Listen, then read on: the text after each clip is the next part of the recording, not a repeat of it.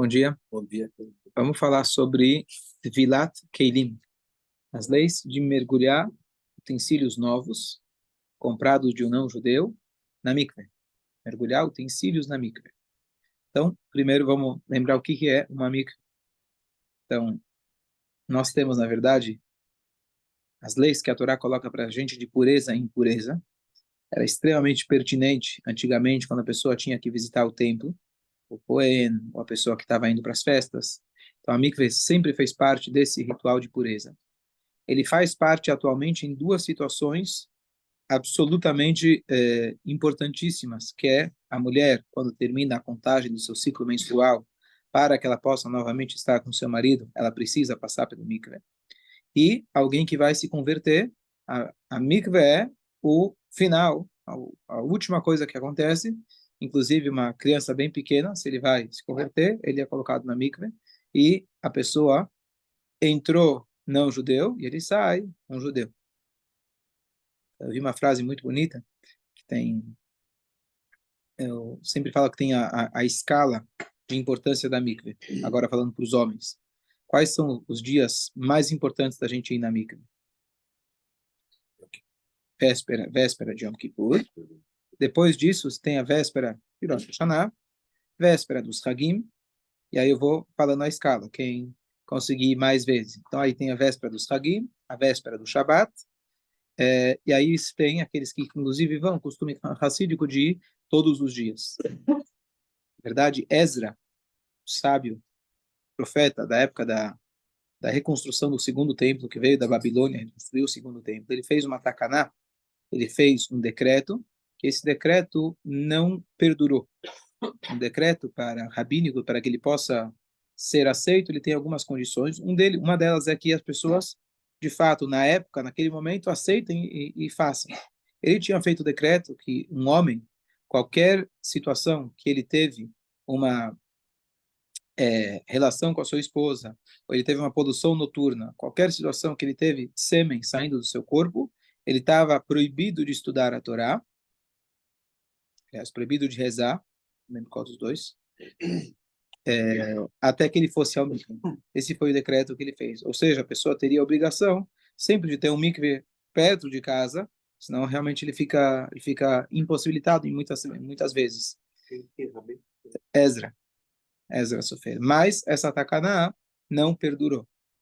O povo de Israel não conseguiu sustentá-la, então essa takaná não tem hoje essa proibição, mas aqueles que tomam cuidado, em especial ao mikve, então pelo menos nos dias seguintes, após essas situações, a pessoa busca tentar ir ao mikve. O costume racídico é ir todos os dias ao mikve. Então essa é a escala. Véspera do Kippur, fala. E a mikve também pode ser feita na natureza, né? Boa.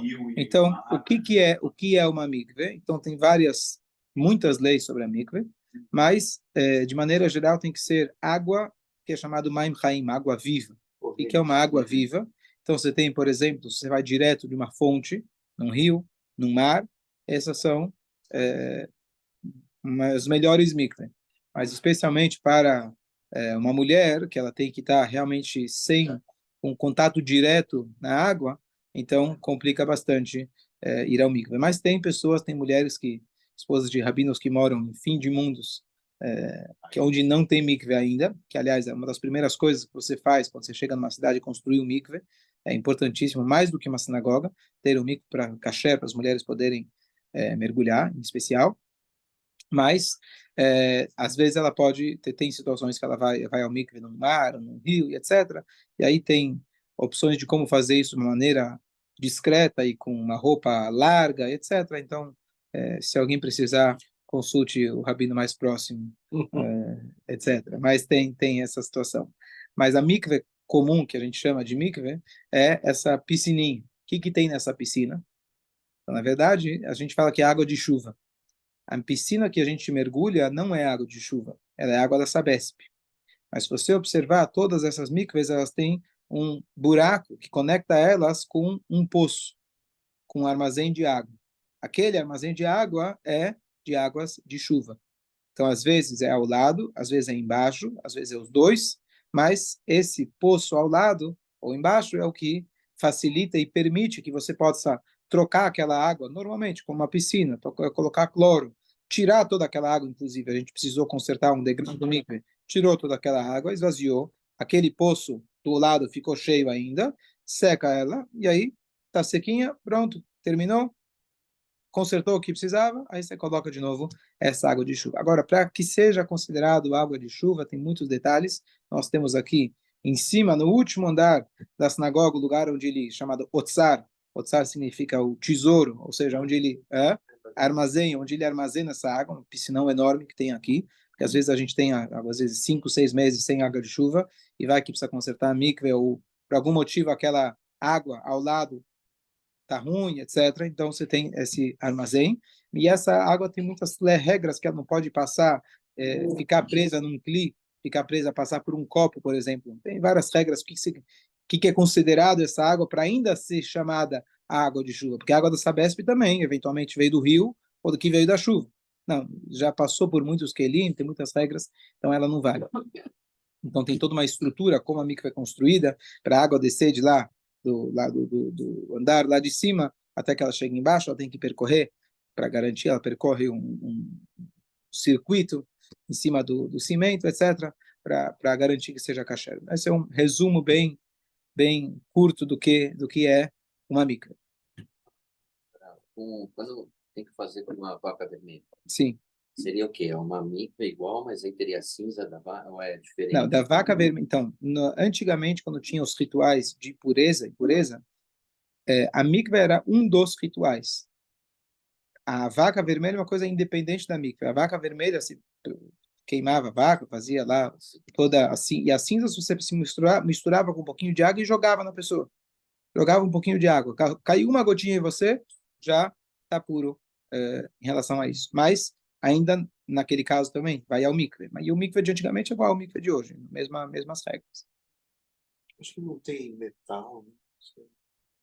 Metal, se pode ter metal. Aonde a gente vai, por exemplo, tem um corrimão de metal, não tem problema. Todas as questões em relação à água de chuva, como ela vem, onde ela para, como que você armazena ela, etc. Eu sempre tenho que entrar sem roupa.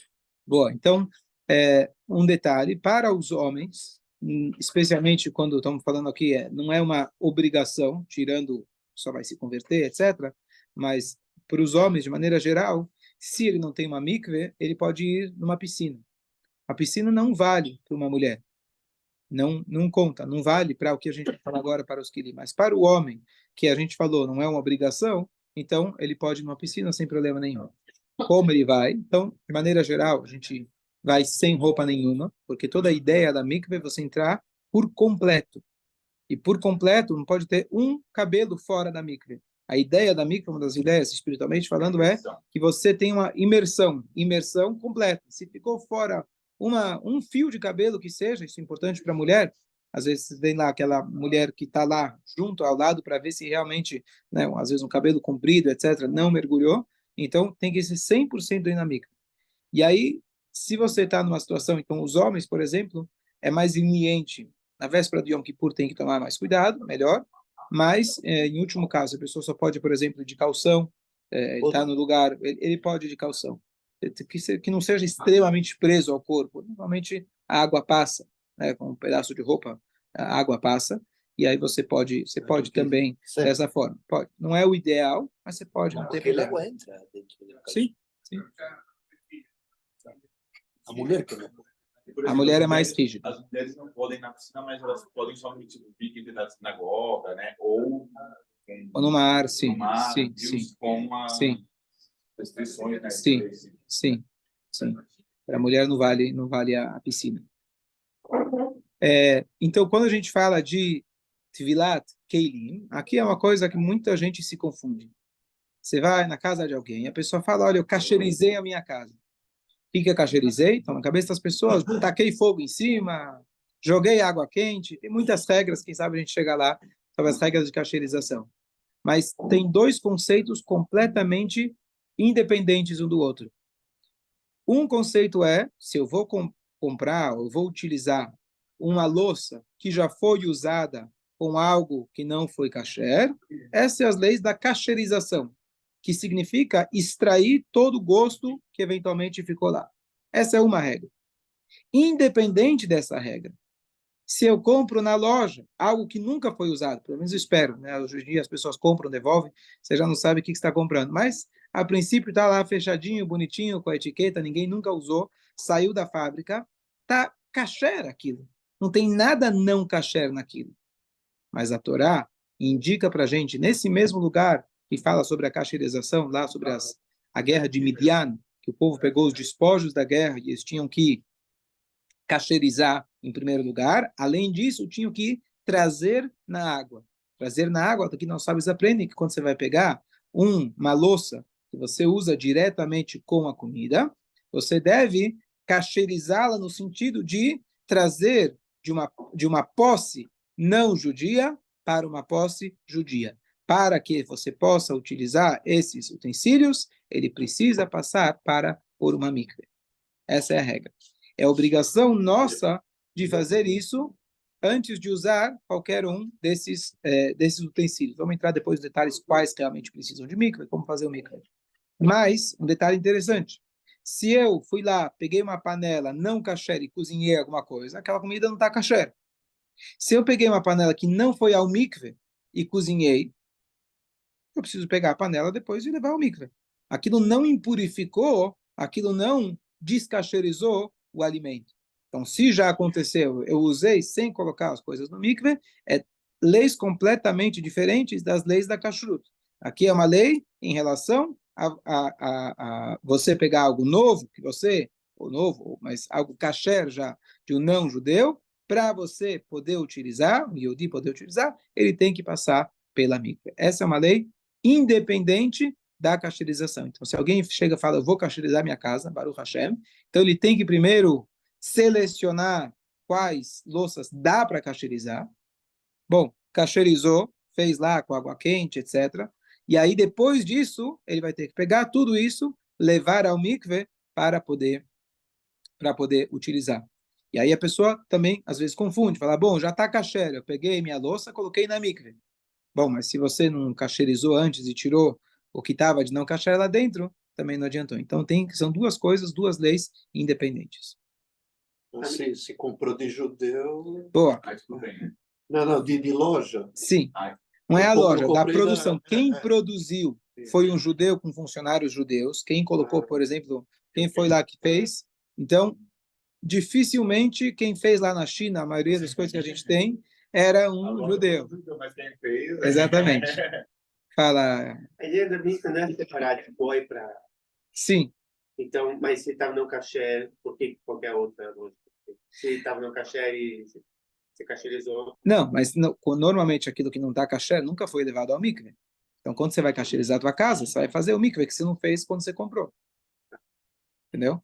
Se você tem na tua casa, você comprou alguma coisa, você já colocou no mikve, por acaso você misturou lá a carne com leite, você só precisa kasherizar, não precisa levar no mikve de novo.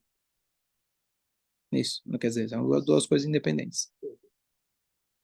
Então, já falando sobre o que você mencionou, então essa ideia da mikve é de uma posse de um não-judeu que produziu aquilo para uma posse de um Yehudi. Então, às vezes acontece, você compra um produto em Israel, Estados Unidos, ele fala, não precisa colocar na mikve. Por quê? Ou que foi produzido por um judeu, ou mais provável que eles já colocaram na mikve e colocaram para vender. É uma facilidade. Eu fui numa loja em Israel, eles tinham a mikve na loja. Do lado de fora, tinha lá uma mikve pequenininha de Keilim, e aí você compra e já coloca na mikve. É uma facilidade importante.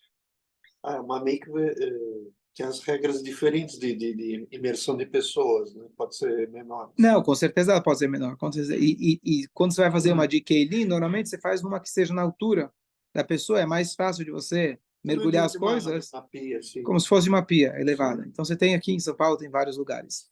Só para dar uma dica prática, aqui a gente, Bezrat Hashem, tem um plano de construir uma mikve de Keilim, mas ainda não fizemos.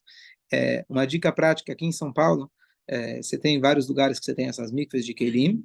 Então você tem na Mekor Chaim, você tem no Beit, você tem no Ruv, você tem na Beit Yaakov. Mais uma dica importante que na Beit Yaakov, se você avisar de antes e combinar, você pode entrar com o carro lá, até o lado da mikve. E não é brincadeira, se você acabou de comprar um monte de louça, às vezes acontece véspera de Pesach, a pessoa vai lá, precisa comprar um monte de coisa, você entra com o carro, já coloca lá, já tira, isso facilita bastante, é uma dica boa. Podia levar no mar. Poderia levar no mar também. Aí você precisa levar para Santos. Vai ser um pouco mais longe. Ou um rio. E se vier uma onda levar teu garpo embora, não garanto que ele volte. Um rio ou uma lagoa também pode ser. É. Um rio ou uma lagoa. Uma lagoa de água parada, não. Se for um rio de água rio, corrente, tipo. sim. Não, mas não um rio artificial, um rio Não, natural. sei. Não adianta ir lá no Parque Ibirapuera. Lá artificial não tem. Acho que é lago lá. Mas o rio Tietê funcionaria. Queria comer bem aí. Não aconselho. Não aconselho. Ok. Então, o primeiro ponto que ele diz que é algo que veio de um não-judeu, foi produzido por um não-judeu, e mesmo que eles são novos, ou seja, que você não utilizou para nada não kasher, você tem que fazer essa mikve. Se por algum acaso você já tem ele em casa e não fez o mikve quando comprou, não tem problema. Pega agora aquilo que você nunca colocou e faz. Às vezes você encontra alguma coisa e fala, mas eu não lembro se eu coloquei aquilo no mikve. Então leva no mikve sem brachá. Leva no mikve junto com alguma outra coisa que você já vai fazer a brachá. Se você está na dúvida, se você, às vezes você ganhou um presente, deixou fechado na caixa, ficou lá por muito tempo, já não lembra se você já levou no mikve ou não levou no mikve. Então coloca, não tem problema se ele não é novo. O ideal é você fazer quando ele está novo, quando você acabou de comprar. E só mais um detalhe, quando a gente fala de kashrut, tem muita diferença se eu uso algo quente ou algo frio. Se eu vou colocar uma coisa quente em cima, ele vai absorver daquilo que está dentro do prato, por exemplo. Aqui não faz diferença se é para servir algo frio ou algo quente. E mais um detalhe, mais uma coisa que as pessoas se confundem. Então, por exemplo, eu vou na casa de alguém. Vou servir o rabino, eu sou kasher em casa. A pessoa fala, eu sou kasher. Mas como o rabino talvez é mais rigoroso, então eu vou servir tudo frio. Então o que ele faz? Ele compra um sanduíche de metro e ele coloca nas travessas dele. Então, é frio. Então, na pior das hipóteses, vamos dizer que ele não comeu 100% kasher, aquele pão não vai absorver nada do prato. Mas aquele prato foi no mikve? Mesmo que não foi, não vai impurificar o pão. Mas é mais um detalhe importante. Então, por isso, eu sempre digo, faça tudo descartável, para você poder receber alguém kasher na tua casa. Espero que você possa ser kasher também 100%. Mas faça tudo descartável, sem esquentar no forno, etc. E aí você não vai ter esse problema. E por que o descartável não precisa? Boa. Por que o descartável não precisa? Isso é só um minutinho. Yosef Chais, queria fazer uma pergunta. Então, se qualquer material Tem que ir para o mikve. tem que ir para o mikve, Boa. ou tem os que são incacherizáveis, assim. Não, então Tipo não tem. madeira. Não, então, o que incasterizável tem coisas que são, por exemplo, porcelana, cerâmica, que eles são incasterizáveis se foi usado com algo não kasher. Aqui estamos falando de algo novo. Qualquer material que você vai, qualquer louça que você vai comprar, não tem incasterizável. Tem algumas que são isentas de colocar na mikve. Então, você falou madeira, é um excelente exemplo. Se puramente madeira, madeira não precisa colocar no mikve. Tem descartável. Óbvio. Porcelana também não precisa colocar no mikve. Tem algumas exceções. Acrílico, plástico duro, plástico não estou falando descartável, tem discussão se você precisa ou não, então você faz sem brachá. Vidro com certeza tem que colocar, vidro, metal com certeza tem que. Então, vamos usar a palavra tem que fazer a mikve, não kasherizar, porque aí confunde bastante as duas coisas. Então, vamos usar a linguagem aqui, o vidro você tem que colocar no mikve. Tá? Agora, o que é descartável? O que é descartável não é considerado algo durável, suficiente, importante para que você tenha que colocar aquilo no mikve. E é de uso único, então você usa uma vez, não tem problema. Assim também, a lata de milho que é de metal, a garrafa de vidro que vem uma bebida, elas não foram a mikve, não tem problema. Elas vieram nela, e aí você não reutilizou, então não tem problema nenhum. Você vai usar aquela vez, a primeira vez, depois você descarta. Agora, se você vai reutilizar, coisas que minha avó fazia, né? Acho que antigamente era uma preocupação grande, será que vai acabar o mundo? Será que vai acabar, tem mais uma guerra? Então você vai lá, pega o pote de milho, toma cuidado para aquele metal lá não se cortar, mas vai lá e e vai reutilizar ele para guardar coisas, não se joga nada fora, etc. Acho que na época não tinha ainda a reutilização, como chama, a reciclagem, não era? Bom, então, se você vai reutilizar, se for metal, vidro, com certeza você precisa colocar no mikve. Então, às vezes, vou dar um exemplo. Acabou o vinho, e você não tem uma jarra para servir água. Fala, bom, o vinho é kasher, não é? Então, eu lavo essa garrafa e coloco água e sirvo para todo mundo, deixo na geladeira. O vidro pega bem na geladeira, fica bem geladinho. Eu não posso. Eu vou precisar primeiro levar essa garrafa no mikve. E agora, em relação a plástico, que eu acabo usando ele, às vezes, reutilizando, tem aqueles descartáveis lindos, teoricamente, foi feito para você ter uma vida mais fácil e não lavar. Mas na hora de jogar fora, você fala, mas espera aí, é tão bonito, eu posso usar para mais algumas vezes. Aí tem discussão, então depende se é um plástico realmente resistente, então ele realmente é um clear, e você deve colocar sem brachá. Se é uma coisa mais descartável mesmo, você que está tentando utilizar, reutilizar até acabar, então tem discussão se você precisa ou não colocar no mikve. Se você não colocou, não tem problema nenhum, porque realmente é algo foi feito para descartar, então mesmo que você usou um pouco mais, não tem problema. Tem discussão em relação a isso. Tem aqueles plásticos duráveis, assim, tipo jarra de... Não, então esses plásticos devem se colocar sem abrahar, certo? Então se você vai ter um pote que você compra, todos esses Pirex para armazenar comida, etc. Tupperware, exatamente. Então você deve colocar eles no micro. O ideal para garantir ter uma brachá, ideal não, se possível, se você já tem alguma outra coisa que você também já vai fazer mikve, o que acontece? Quando você vai na loja, já comprou várias coisas. Então você vai colocar uma coisa que precisa mikve, então uma faca, por exemplo. Então você faz a brachá na faca, você coloca a faca e depois você já segue, a brachá já vale para essas outras coisas que é dúvida se faz brachá ou não. Mas aí você faz a brachá no plural já?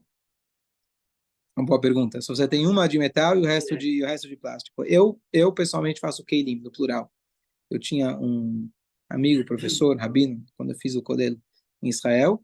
Aí eu fui perguntar para ele do plástico, o que aconteceu. Ia ter uma festa, um encontro de mulheres, e eles não tinham estrutura, então precisava comprar jarras.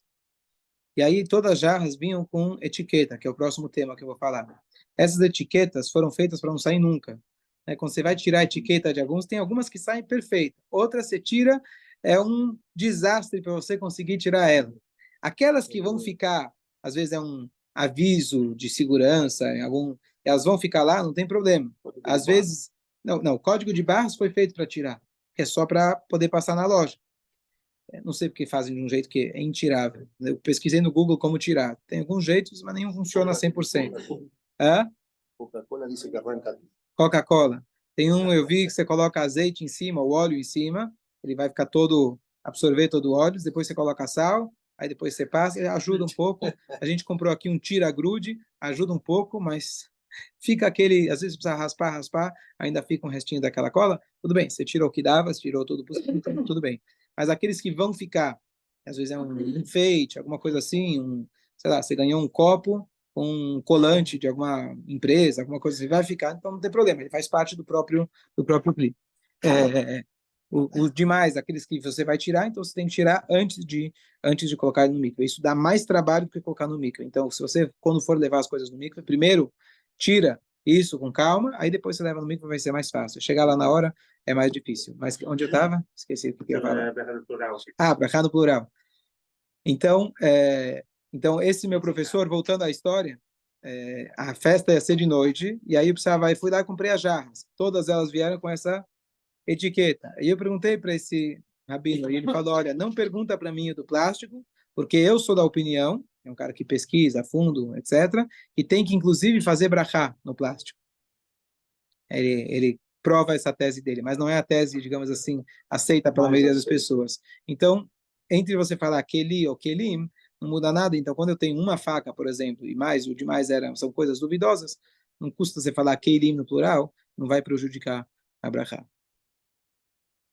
Então, só explicando sobre a brachá, como isso é uma mitzvah, tem uma brachá especial. Então, antes de você mergulhar aquilo no mikveh, você fala Baruch atah Hashem, etc. Asher kiddushanu mitzotav etzivanu, que significa que Hashem nos deu a mitzvah, é uma mitzvah, da gente fazer al tevilat Kelly significa sobre, fomos ordenados sobre o mergulho do utensílio. E se for mais de um, você fala Al-Tvilat Kelim, no plural, que são utensílios. Essa é a brachá que você faz. E aí, em seguida, você mergulha. Quando você vai mergulhar, você perguntou se a gente vai na mikve de roupa. Você não vai de roupa. Por quê? Talvez a água não vai tocar diretamente, certo? Então, por isso você vai tirar a etiqueta, você vai tirar qualquer coisa que seja lá, sujeira, etc., grudada, você tira ela. E aí a próxima pergunta é, como que eu vou mergulhar sei lá, um prato, não, uma jarra de cristal bem fininha, e eu vou mergulhar ela? O que acontece? Aonde eu estou segurando com o meu dedo, o que acontece? Não entrar. Não está entrando água. Tá certo? Se você precisa mergulhar ela, eu teria que soltar ela. Aí o que vai acontecer se você soltar ela dentro da mikve? Vai bater no chão da mikve. Se tiver sorte, ela sobrevive. Certo? Aí depois você vai lá para pegar um nadador para entrar lá dentro e tirar. Algumas têm até um pegador, etc. Você pode também comprar uma rede de pesca-peixe bem grande, que você pode colocar muita coisa dentro. Só toma cuidado para realmente não ficar muito apertado para não entrar água. Aí você coloca um monte de coisa junto e já faz a mikve. Não funciona para uma garrafa, por exemplo, você tem que garantir que vai sair todo o ar e entrar água em tudo. Então, colocando uma rede não vai funcionar. Mas talheres, etc., fica mais fácil. Então, o que eu faço? Onde eu estou segurando com a minha mão. Então, se eu consigo abrir e fechar a mão rapidinho, então não tem problema.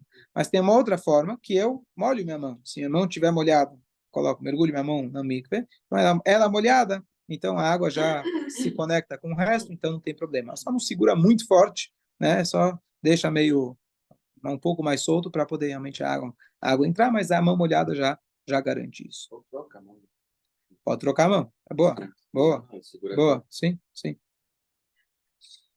Tem muitas leis em relação a isso, vários detalhes em relação a essas etiquetas, como tirar, o que fazer, será que todas precisa tirar ou não. Agora, falar uma coisa que é um pouco radical.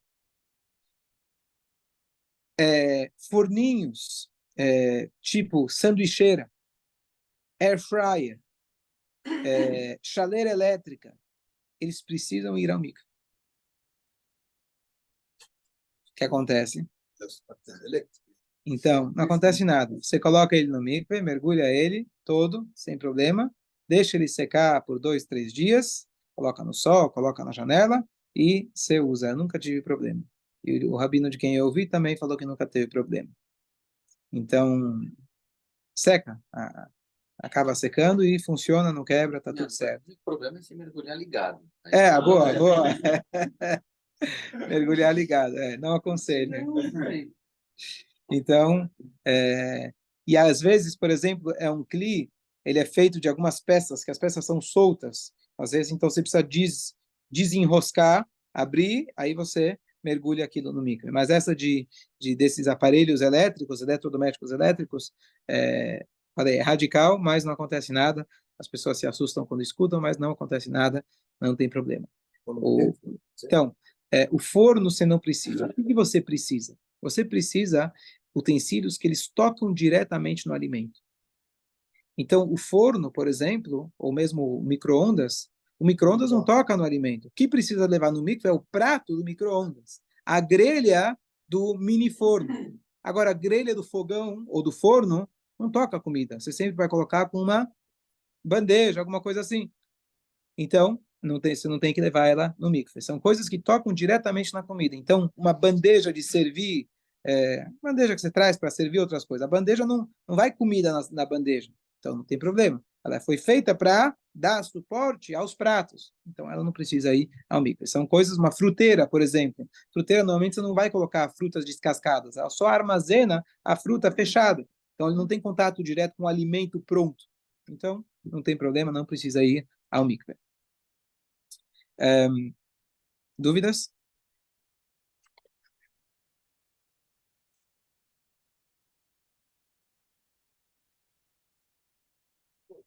Uma lei interessante que no Yom Tov ou no Shabat você não pode fazer essa mitzvah. Por quê? Porque na hora que você coloca ela dentro da mikve, você transformou o status dela. Isso é chamado metaken kli. É como se fosse que você consertou de uma cadeira. Estava quase pronta, você vai lá e encaixa o pé nela, encaixa não, prega o pé nela e agora virou uma cadeira. Você consertou alguma coisa no Shabat. Aqui é um conserto espiritual. Mas antes de você consertar, você não podia utilizar. Agora ele pode ser utilizado. Então, Shabat e Yom Tov, a pessoa não deve fazer mikve. Tem uma exceção, se a pessoa não tem outra coisa, etc. Será que ele pode fazer no lugar que pode carregar? Mas, de maneira geral, Shabat e Yom Tov, você não pode fazer essa mikve. E nem assim mesmo. Pode entrar, né? Entrar no mikve Shabat e Yom Tov, então, pela Kabbalah é muito importante ir ao mikve todos os dias, inclusive no Shabat e Yom Tov. Então, você tem uma exceção, digamos assim, você pode ir ao mikve no Shabat e Yom Tov, especialmente quem já está acostumado e já vai todo dia, não é o cara que nunca foi, fala, hoje eu vou na mikve justo no Shabat. Então, não é o ideal. E aí tem o cuidado só quando você sai da mikve, como secar o teu cabelo. Porque você esfregar a toalha no teu cabelo, você está fazendo shritá, você está espremendo, que é proibido. E também o banho, você não tem como tomar um banho no Shabat. Você pode molhar um pouquinho com água gelada, sem ligar água quente, um pouquinho as partes íntimas, etc., mas não tomar um banho no Shabat. Então, tem algumas restrições em relação a mikve no Shabat e Yom Tov. E, Rabino, você está falando assim, de esfregar no chão. Então, para escovar o dente no Shabat tem que ser mais... Boa, não se pode escovar o dente no Shabat. Tá. É uma lei difícil para muita gente, especialmente a gente, na atualidade, a gente cresce sabendo que tem que, pelo menos você escuta, tem que café da manhã, almoço e janta, lanche, aí você escova 2 vezes por dia, pelo menos, e aí chega no Shabat, ou Yom Tov, é difícil. Mas Listerine, Então, boa, então por isso você tem esse Listerine, que pelo menos pelos dentistas ele só estraga a gengiva, mas não é isso não é da minha área, se estraga ou não estraga, se mata ou não as bactérias ou não, mas ele dá um cheiro bom, pelo menos dá um sabor agradável, talvez na boca, não sei se o cheiro quanto tempo dura, mas não importa. Então você tem esse Listerine, que seria, né, um sabor líquido, chamam de pasta líquida. Agora, se a pessoa realmente quer e precisa escovar o dente no Shabat, tem algumas questões. Primeiro, se você escova forte, você pode tirar sangue. Então, que seja de leve, especialmente porque quem tem uma gengiva mais sensível. Então, tomar esse cuidado. Os fios da escova não podem ser os fios convencionais que nós temos, porque eles absorvem água. Tem que ser fio de, como chama? Plástico, ou tem outro nome, que ele não absorve. Fugiu agora o nome. Plástico ou algum material parecido. Não, acrílico não vai. Ele é mole. Dá para você comprar em Israel essas escovas que são feitas justamente para o Shabat. Então, quem realmente precisa, dá para você comprar essa escova, porque, caso contrário, você vai estar espremendo os fios quando você está escovando, e aí você está, uma proibição, você não pode. Então, o cuidado de não tirar o sangue, o cuidado de ter esses fios que sejam, esqueci o nome agora, vai voltar daqui a pouco, fazendo download. E mais um detalhe, não pode usar pasta sólida. Essa pasta que nós usamos, na hora que você escova, ela passa do estado sólido ou pastoso para o líquido. Também é uma transformação, bem parecido com o que a gente acabou de falar da transformação da louça do mikve. Então, tomando todos esses cuidados, então você pode colocar o Listerine na escova especial para o Shabat, escovar com calma, e aí você pode. Se quiser só bochechar, etc., Listerine, não tem problema. Yo leí una vez, no sé si fueron informaciones científicas, que tem 2 alimentos que limpan la boca si no tiver nada para hacer, o queijo e a massa. É verdade. Mas... Boa, tá bom? Agora, no jejum, aproveitando o jejum, especialmente Tisha B'Av e Yom Kippur, as pessoas jejuam, muitos jejuam, mas muitos não sabem que você não pode nem lavar a boca de manhã, escovar o dente, o que dificulta. A Torá fala, Te'anu et nafshotechem, vocês vão afligir vossas almas. Parte da aflição é você chegar e ter aquele, sem comer e estar com aquele bafo desagradável, mas essa faz parte da mitzvah e da obrigação, então a gente não escova o dente. Então lembrar disso, Yom Kippur, Tisha B'Av, os outros jejuns também não se deve, mas em especial esses, não escovar o dente, porque você está colocando água na boca, e só colocar água na boca já é proibido. Espero não ter assustado ninguém. No.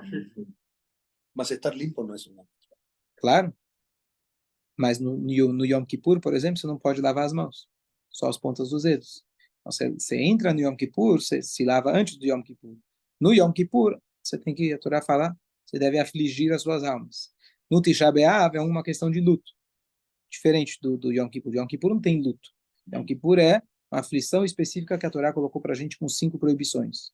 Então, o sapato de couro, comer, beber, etc. Essas são as proibições do Yom Kippur. No Tisha B'Av é uma questão de luto.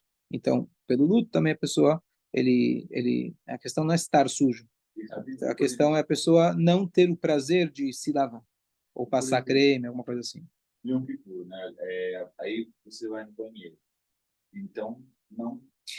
Boa, então quando você vai no banheiro, no Yom Kippur ou no Tisha B'Av, você faz o Netlat Yadayim, lavando os dedos, as pontas dos dedos, aqui. Mas não a mão inteira.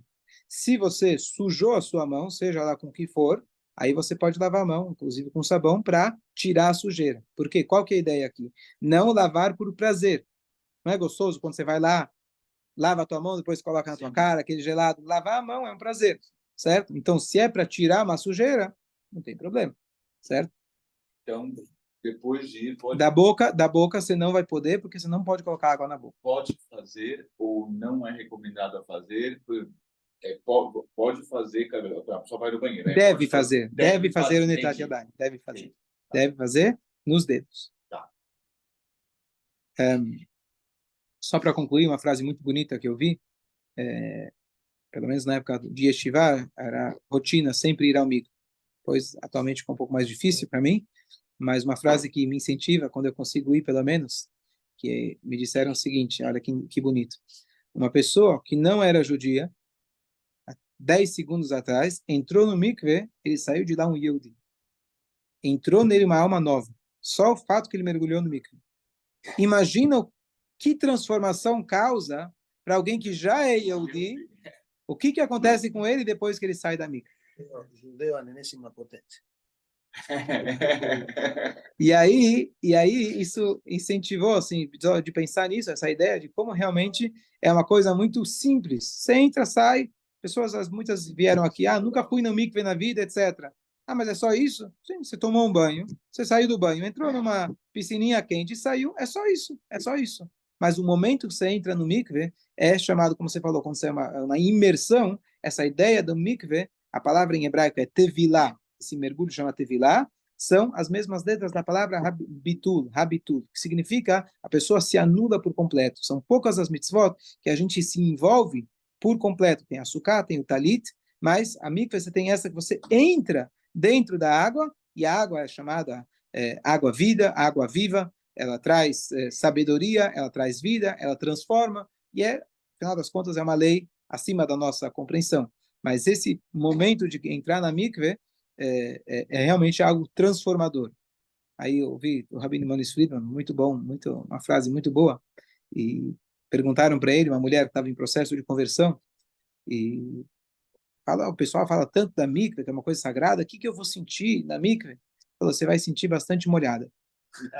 Você não precisa sentir nada. O judaísmo você precisa fazer o que tem que fazer. Se você estudar, e talvez você vai sentir também, mas você vai sentir molhada. Essa é a mitzvah. Entra na mikve e fica molhado. Mas judeu que não faz mikve é judeu incompleto. Não entendi. Judeu que não faz mikve, que não é judeu incompleto. Não existe judeu incompleto. O único termo que você pode usar, talvez, para judeu incompleto é um homem que ele não fez o Brit Milá. Falta algo essencial no judaísmo dele. Um judeu que não fez a mikvah, ele não é um judeu incompleto. Falta uma roupa para ele. Todas as mitzvot que a gente faz são comparadas a roupas. Então, são 613 mitzvot, assim por dizer, cada uma relativa a uma parte do nosso corpo. Então, se falta uma mitzvah, ele não é um judeu incompleto, mas ele está deixando de expressar o judaísmo dele nesse aspecto. Então, cada mitzvah tem a sua importância. Quem sabe esse Erev Yom Kippur você vai se convencer. Mas quem fez uma vez acá, não? Quem fez uma vez? Eu fiz na Argentina. Na Argentina? Aí já não sei. A melhor que tem. Aí já não sei. Não, A ideia para o homem é pelo menos na véspera do Yom Kippur. Se você conseguir fazer na véspera do Yom Kippur, é muito extremamente importante. Também, né? Então, aí a gente tem, nas festas que eu falei, tem o costume no Shavuot, na transição, depois você passa a noite estudando o Torá, você vai na mikve de manhã, é um bom costume também para no dia seguinte receber a Torá, etc. Você já passou por várias dessas. Véspera de Yom Kippur, São especiais. tem Mas vários- véspera de Yom Kippur tem vários é o mais horários. importante. Hã? Você pode aqui, você reserva horário, tem até 3, 4 pessoas máximo ao mesmo tempo, 2 banhos, toalha, sabão, shampoo, parece um spa. Não, uma coisa muito bonita que muitas sinagogas, Baruch Hashem, ao longo dos últimos anos, investiram muito em mikvaot, especialmente para mulheres. Porque quando você chega e fala para uma mulher que não está acostumada, não cresceu dentro desse ambiente, você vai numa piscina que todo mundo vai. Primeira coisa, você não vai na piscina do clube?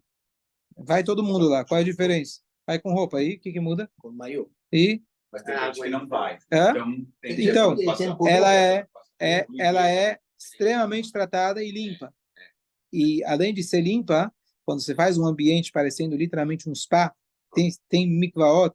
Às vezes minha esposa acho que foi na Rússia, você tem um tour de mikvaot que você vê e quanto investiram, tem um deles acho que as maçanetas são de ouro, banhadas a ouro, literalmente. O Hashem tem gente que sabe onde investir. E a mikve seja, então a pessoa que vê isso realmente ele fala, uau, é realmente um lugar extremamente agradável para eu ir. Inclusive a noiva no dia do casamento ou logo antes do casamento ela também vai. E você tem mikvaot, algumas que tem uma mikve só para as noivas, fazem todo, colocam flores, etc. Para isso tudo para incentivar que a pessoa vá ao mikve. Mas independente do que você sentiu ou não, é uma imersão, uma transformação absoluta. Então, para um Yehudi, especialmente, se ele vai na mikve, isso transforma ele, independente se ele sentiu ou não. A ideia não é sentir, a ideia é você se entregar por completo para Hashem. Véspera de Yom Kippur, quanto tempo antes?